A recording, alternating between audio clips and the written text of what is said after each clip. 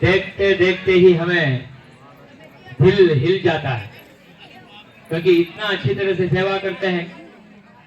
और भगवत्पाद रामानुजाचार्य का विशिष्टाद्वैत सिद्धांत के अनुसार श्री वैष्णव संप्रदाय का एक लहर यहाँ पर पश्चिम पूर्व समुद्र के तट पे आते आते यहाँ पर भावनगर में पहुंच गया। और खास करके मुझे इसलिए इतना संतोष है क्योंकि यहाँ से लगभग 2000 किलोमीटर से ज्यादा कांचीपुरम कहाँ है, मेलकोटे कहाँ है, तिरुपति कहाँ है, श्रीरंगम कहाँ है और भावनगर कहाँ है। और मेलकोटे का एक अकारकनी संपत कुमार आचार्य स्वामी, वो स्वामी यहाँ पर इतना तकलीफ में यहाँ आके रहते थे और खुद अपना भोजन इत्यादि पकाते हुए यहाँ भगवान का सेवा करना और कालक्षेप करना और श्री वैष्णवों के लिए इतना कालक्षेप करना, प्रसाद पाना, इतना व्यवस्था करना। और उनका उम्र इतना हो गया था तो भी महीनों महीनों तक यहाँ पर रहते थे और श्री वैष्णवों के लिए कालक्षेप करते थे। और उसका ही एक असर होगा कि इतना बहुत बड़ा धारा के साथ यहाँ पर पूर्ण रूप में वैष्णव का एक सत्संप्रदाय यहाँ पर बड़ा है। और भगवान के दया से आप मिलके बाल गोपाल का, लक्ष्मी नारायण भगवान का, छठकोप सूरी का, भगवत्पाद रामानुजाचार्य का सेवा इतना अच्छी तरह से करते हैं। और भगवान ही स्वयं प्रफुल्लित हो गया कि आपके लिए दिव्य पुण्य का स्थान होना, ऐसा अपना इच्छा स्वयं प्रकाश किए।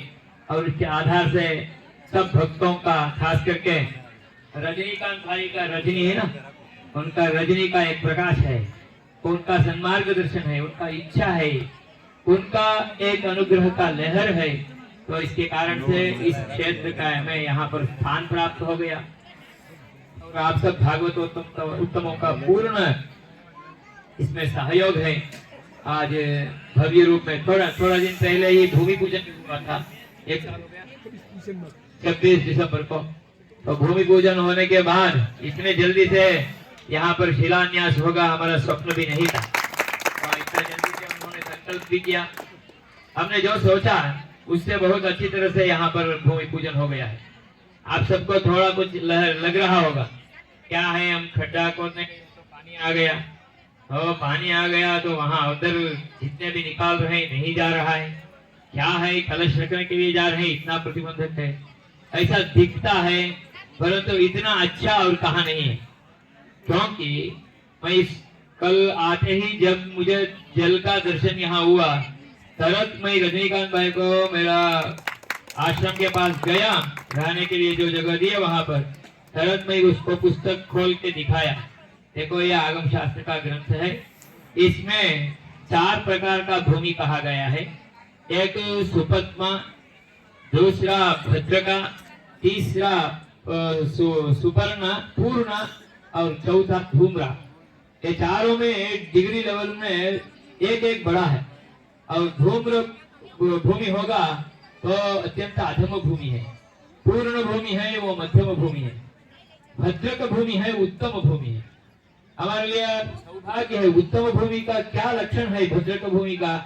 उन्होंने लिखा है यत्र अधः जलम भवेत्, कहीं वो पंक्ति भी लिखा है उन्होंने, यत्र भूगर्भ में और खास करके गर्भगृह में, खास करके गर्भगृह का भगवान का स्थान के नीचे के जगह में जहां पर पानी जल स्रोत रहेगा, जल का वास्तव स्थिति रहना भी नहीं बोले, जल का स्रोत रहेगा तो भी वो भूमि है सुपत्मा, भद्रका भूमि है। और भद्रका भूमि उत्तम भूमि है, इतने तो स्पष्ट रूप में वहां का है, वो लिखा है। देखिए आप कितने भी पानी खींच रहे तो भी नहीं निकल रहा है, और वहां पानी आ ही रहा है। तो यहाँ जल प्रवाह है, पानी को तो बहने का स्वभाव है।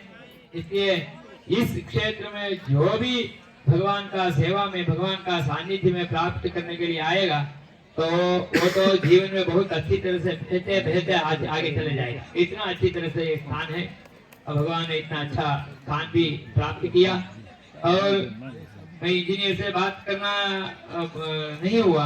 मैं वहाँ का इटारसी में एक भूमि पूजन किया था, वहाँ भी ऐसा ही, परंतु इतना भारी प्रमाण में नहीं था। वहाँ भी एक आधार कलश जो रखना है वहाँ केवल पानी था। तो यहाँ ऐसा हुआ कि पूरा पानी भर गया और मुझे नव कलश भी वहाँ रखना तकलीफ हो गया। तो क्या करें समझ में नहीं आ रहा था। उन्होंने बोला था कि कल कैसे भी पानी खींच लेंगे। सुबह आया तो मार्गदर्शन करने वाला तो 100 होंगे, 200 होंगे, 300 होंगे। तो यहाँ पर ये कैसा बोला, वो कैसा बोला, तो आके पाए कोई तो मिट्टी भरने लगा। ये क्या चल रहा है मुझे समझ में नहीं आया। नजदीक में गया तो इंजीनियर से बात करता था, तो बोले अभी भी फिर खोद के पानी निकाल के उस समय में करना है तो हो सकता है। तो ये तो बहुत कठिन है, अभी तो पानी के ऊपर मिट्टी भी आ गया, तो वहां ही सेट करो। देखिए कैसा है, 3 फीट नीचे जाना है, मैंने 2.5 फीट, ढाई भाई में जाएगा और बीच में और 1 फीट के में 1 फीट का एक जाएगा, वो उसमें आधार को कलश रहेगा, उसके ऊपर 9 कलश रहेगा, उसके ऊपर एक के ऊपर एक कूर्म, अनंत, पृथ्वी इत्यादि कलश आएगा। तो इसके ऊपर आधारशिला आएगा। ये स्थिति है। तो हम देखें तो 3 फीट नीचे जाएगा तो ऊपर आते वक्त 4 कलश रहने में हमारे पास जो 100 ईंट है उसमें हो जाएगा। तो 100 ईंट बोला तो 100 ईंट तो आ गया था। मेरी 8-10 ईंट हमने यज्ञ कुंड में यूज कर दिए। तो यहाँ ईंट आएगा या नहीं मुझे भी मेरा बुद्धि से बाहर है। तो देखा तो आ जाएगा बोले। तरत एक उन्होंने मंत्र पोथी आएगा, वो बोले ना ये तो हमने कहीं भी क्या बोलते निरीक्षा नहीं किया, ऐसा एक आशीर्वाद है। और भूमि में यहाँ पर मंत्र पोथी होनी चाहिए, मंत्र का पुस्तक होनी चाहिए, ग्रंथ, वहां पर मंत्र ग्रंथ पहुंच गया। मुझे 4 वेद भी रखने का जरूरत नहीं है, 18 पुराण रखने का जरूरत नहीं है, सबका सार रूप मंत्र रत्न का पूरा वहां पर पुस्तकों का इतना भारी मात्रा में आ गया तो सब कलश सहित हो गया। और अच्छा भी थे आपका स्वयं सेवकों, तो एक का याद रखता हूँ कि यतिवर्य, क्योंकि रामानुजाचार्य का नाम है यतीन्द्र, तो उनका नाम आ जाए तो बहुत अच्छी तरह से सेवा करते करते अच्छी तरह से वहां पर बांध काम कर लिए। 3 फीट ऊपर आ गया और उसके ऊपर भी कैसे भी अच्छी तरह से मंत्र पोथियों का पूरा सहारा से आयोजन भी हो गया।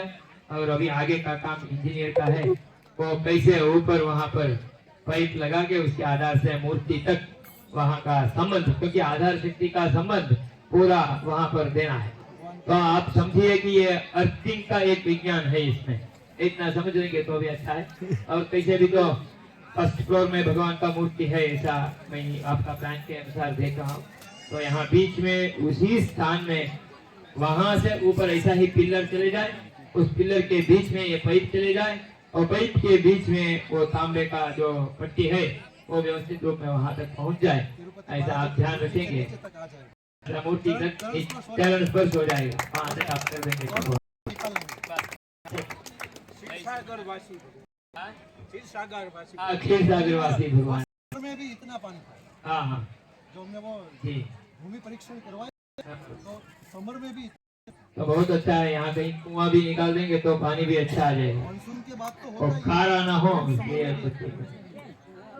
खारा हो, मीठा पानी नहीं वो आरो लगा देंगे, मीठा हो जाएगा। सॉल्टी वाटर हमारे लिए एक अच्छा मौका है। और हृदय का इसे तो मैं तो क्षमा मांगता हूँ। वो बहुत बार मुझे फोन करते करते करते तो मैं कभी कोई फोन नहीं उठाता था और थक गए होंगे। मुझे तो निर्णय था कि अच्छी तरह से हो जाएगा, परंतु उनका तो टेंशन रहता है कार्य पूर्ण होने तक ये तो छोड़ेंगे नहीं। एक बार तो वो बोले कि मैं अहमदाबाद आ जाऊंगा, 4 लोगों के साथ आ जाऊंगा, आपका पूरा प्लान लगा के सब सेट करके बाद में। आप ये उम्र में वहां तक आने का क्या जरूरत है, आप आना नहीं, ऐसा बोला तो भी वो सुन नहीं रहा था। तो कैसे भी भगवान की दया मैं बाहर में था इसलिए वो नहीं आ पाए। अच्छा हो गया, कैसे भी करके यहाँ पर पहुंच गए, बहुत अच्छी तरह से। और सदाचार्यों का सबका आशीर्वाद है। आज इतना अच्छा दिन है, यहाँ पर भूमि पूजन हो रहा है और यही समुद्र का, भारत का वो पूर्व भूमि में, पूर्ण रूप में दक्षिण भूमि में, कन्याकुमारी में भगवत्पाद रामानुजाचार्य का एक बहुत भव्य मूर्ति का स्थापना भी हो रहा है। वहाँ पर आप सबका यहाँ का आचार्य श्रीनिधि आचार्य जी वहाँ पर अपना प्रवचन देने के लिए, पर साथ देने के लिए वहाँ पर पहुँचे हैं। तो उनका उपस्थिति भी आप सब यहाँ मन से यहाँ पर है, आशीर्वाद है, ऐसा समझिए हुए हम इस कार्य में आगे बढ़ेंगे। भगवान का पूर्ण आशीर्वाद है। जय श्रीमन नारायण। शाम तक मैं नहीं रह पाया, इसलिए अलग एक क्षमा मांग लेता हूँ। जय श्रीमन नारायण।